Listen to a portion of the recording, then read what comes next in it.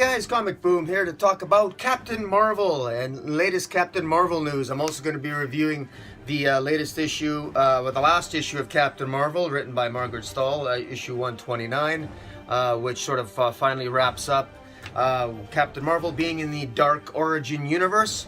Well, actually, I haven't been reviewing every issue of Captain Marvel because I haven't really been a big fan of it. I think it's, I've just been very disappointed with it. It's just not... It's just all over the place, and it just, well, I'll go into why I haven't been reading it, because I have been reading it, I just haven't been reviewing it. I reviewed issues, I think 125 and 126 all at once in a previous video, and it was probably one of my most harsh, I was pretty hard on Margaret Stohl, and on Marvel in general. Although I don't really necessarily consider it Margaret Stohl's fault, I just think that Marvel's not handling her very well. But in any event, let's talk about Captain Marvel. First of all, let's be blunt here. According to the December sales charts, there's a reason why Captain Marvel has been canceled. And it's no wonder that Marvel wants to. They got a new comic book series on July 4th, coming out July 4th, called The Life of Captain Marvel. That's also going to be written by Margaret Stohl. Curious choice for a writer, given the fact that they just cancelled Margaret Stohl's Captain Marvel. And could it be because such things like in December, Captain Marvel had ranked 131 on the top 300 list and had sold 13,229 copies according to the Comic-Con sales data. Now, I realize that doesn't account for digital and maybe other sales and what have you, but it's very clear that this particular run on Captain Marvel doesn't really appear to be resonating with fans. But let's quickly talk about what finishes up Dark Origins. First, one of the events going on right now in the Marvel Universe is the Infinity Prime and with the Reality Stone. And the Reality Stone actually is located in the Dark Origin universe where Captain Marvel finds herself in.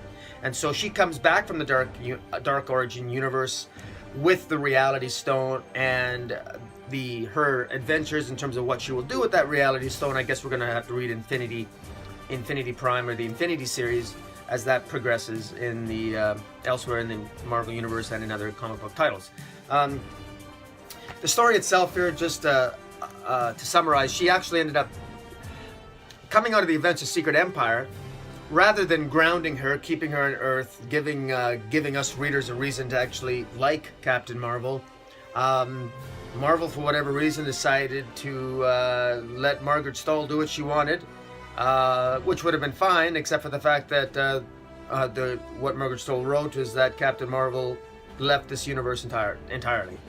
And rather than taking the situation seriously, rather than going within, rather than dealing with her clearly she's got issues, she's a narcissist, she's a control freak, she caused a lot of problems, she was never really held accountable for her actions and her failures of Secret Empire, let alone, let's be blunt, Civil War II.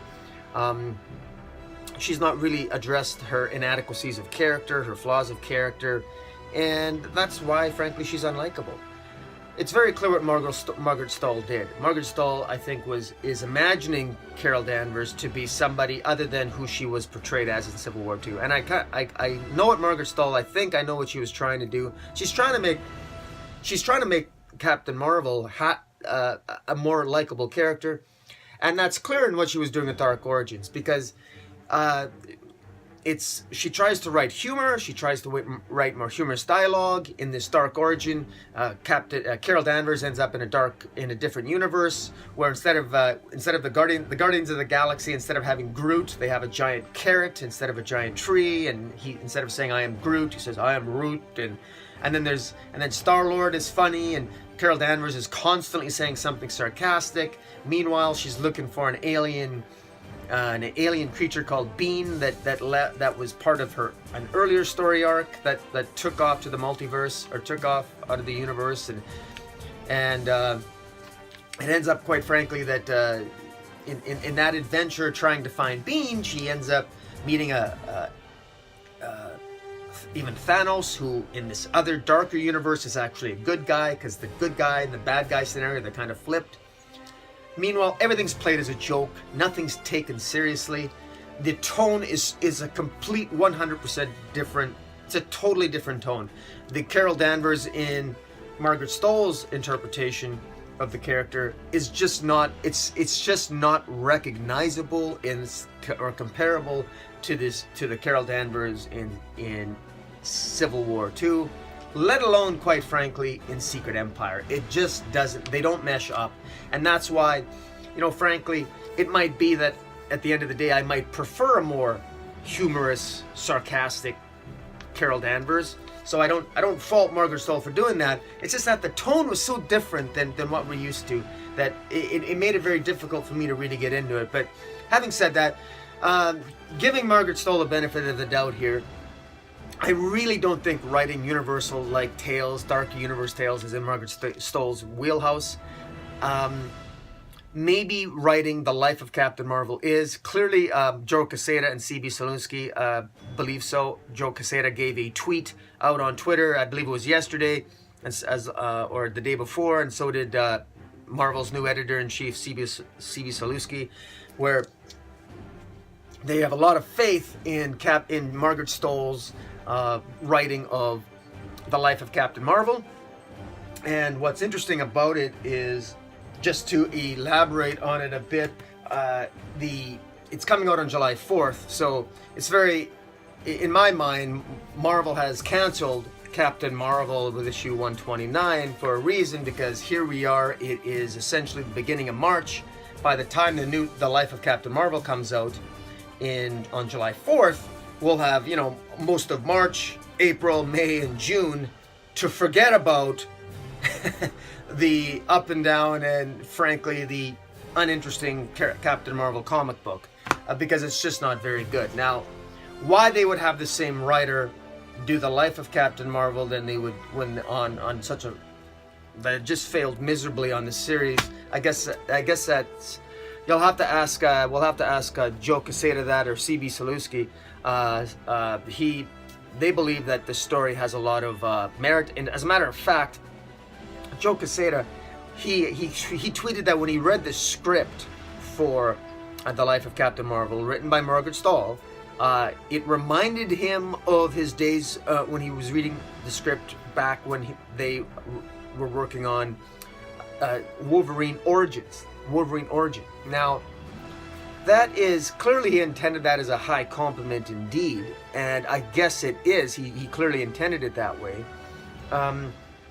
I find it extremely shocking that Margaret Stoll would be capable of changing her game up that spectacularly to go from this extreme disappointment to something that's going to be extraordinary. Apparently, it's. I said this before, I called it, so I'm going to say I told you so, because yeah, I'm one of those guys that does that. When I'm right and I'm later discovered to be right, I'm going to remind you. So feel free to remind me when I'm wrong. I got no problem with that. It's quid pro quo. It's a free country. Free world. Most of it. Anyways, I said coming out of Secret Empire, coming out of Civil War II, coming out of Secret Empire, Captain Marvel, Carol Danvers should have had a grounded tale. She should have dealt with her shit. She should have dealt with her emotions. She should have dealt with her flaws of character. That is where the story lies. Not in space, not taken off to another universe. What did they do with Captain America after Secret Empire? They grounded him. They brought him back to Earth. They made him travel to Midwestern America. Why? They need to ground him again, to remind people that, hey, he's not a fascist. He's not a Hydra Cap. He's back to normal. He's not a crazy person, right? That's what they should have done with Captain Marvel immediately. But they didn't do that.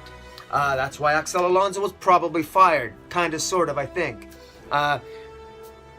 So we're finally headed to The Life of Captain Marvel, which is something different, and at least in theory, what I'm thinking is that C.B. Cielinski is really looking for the movies coming out, because I said before, how can you put out terrible stories like this when you've got a movie coming out? And by the way, just a quick aside, at the beginning up here, you know, it always used to describe on the first page, it would describe Captain Marvel as the most popular hero in the Marvel Universe. Well, it doesn't say that anymore. It actually doesn't say that. It took that part right out. She's no longer the most popular hero in the Marvel Universe. That phrase is no longer in there. So isn't that telling? Very, very telling. Marvel's finally acknowledged that her could it be the sales? They finally acknowledged it. In any event, on July 4th, apparently the synopsis of the series is that Carol Danvers' crippling anxiety attacks put her on the sidelines in the middle of a fight, and Carol finds herself reliving memories of a life that she thought was far behind. You can't outrun where you're from, and sometimes you have to go home again. But there are skeletons in Captain Marvel's closet, and what she discovers will change her entire world. Now, that sounds very generic, it sounds very cliche.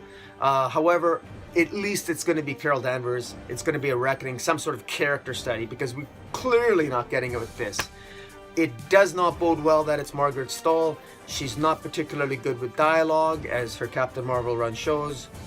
She's not particularly good at writing comedy. It's not funny. It was a bad attempt. This was like a poor attempt at Spaceballs the movie, but in a darker origin universe. So I don't have a lot of hope for this, I gotta say. I really don't I don't think there's gonna be a lot of hope. Plus, if she has anxiety or stresses stemming from a childhood trauma, it sounds a little bit questionable to me, but you know, fingers crossed. Just some more comments on it. It's basically being advertised as a new series, This Life of Captain Marvel, coming out July 4th, new directions. Life presents the origins of Carol Danvers and Captain Marvel in one place and in a way we haven't seen before, says editor Tom Brevoort. Right away with editor Tom Brevoort, I'm immediately cynical. Margie's, apparently he calls her Margie now. Right? She hasn't been called that in the comic books as far as I could see. But Margie's pulled together all the strands of Carol's... Oh, I'm sorry, Margie. He must mean Margaret Stohl? Margaret Stohl. So he's really good friends with Margaret Stohl. That probably is, you know, if you start, that's a bad sign. When you start calling the writer of a comic book series by their nickname, that means you like them enough that you're not going to fire them when they do a shitty job. That's kind of an explanation right there, isn't it? But let's continue. Margie's pulled together all the strands of Carol's backstory to craft a tale that will no doubt become a seminal story about the character and set her in place for her roles in Avengers and elsewhere throughout the Marvel Universe. Okay? Doesn't tell us anything. It's nothing you'll expect and nothing you've seen happen. But there will be parts of her life that change the context of what you've seen before. So it's telling the other side of the story of how she came to be. Now, I see some hope in that. Now, I just want to expand on that. It says that it will change the context of what we've seen before.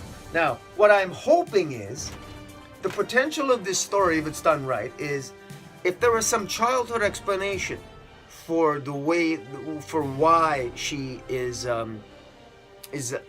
why she was drawn to the military.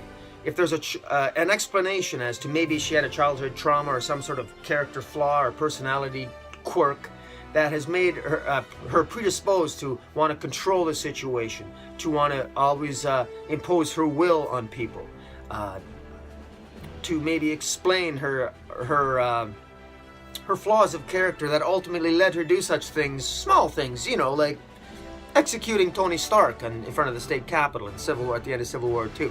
You know, knowing full well that she was using lethal force, but used it anyway. Knowing full well that Tony wasn't using lethal force because he was only firing missiles at her. Stuff like that, you know? If that's the type of context they're talking about, that I'm interested in reading. But if all this is going to be is some sort of emotional little small girl, daddy beat me up when I was young shit, and so I grew up and joined, you know, and some sort of off-the-wall crazy... you know, I gotta go read Freud. Nah. I don't know. I'm not sure. I guess I'm being cynical, but so be it. I am gonna read it. I am gonna buy it though. I don't recommend, guys, don't buy this. Don't buy any of Margaret Stohl's Captain Marvel run. If you do, you will likely not be buying The Life of Captain Marvel. I'm doing it because I'm holding up hope that Captain Marvel, Carol Danvers, is going to finally establish some consistency again, and we're going to get a handle on her. I don't hold out a lot of hope, except for the fact that the Captain Marvel movie apparently is supposed to be an action comedy now. Now, if the Captain Marvel movie is, it's rumored that it's going to be an action comedy taking place in the 90s, well then it makes sense that they want to go make her a little bit more action orientated and maybe a little bit more comedic and sarcastic, which is kind of like the way Margaret Stohl was portraying her in her comic book that is only selling 13,000 a month and that was just canceled. So yeah, we'll see how that goes. I don't know. I know I'm sounding cynical here, but it is what it is. But guys, tell me what you think of Captain Marvel. Do you agree with the life of Captain Marvel? Does it sound like something that you might want to pick up? I don't know. I think this Dark Origin tale was terrible. I can totally understand why it was canceled. And let me know what you think. In the meantime, Comic Boom, out.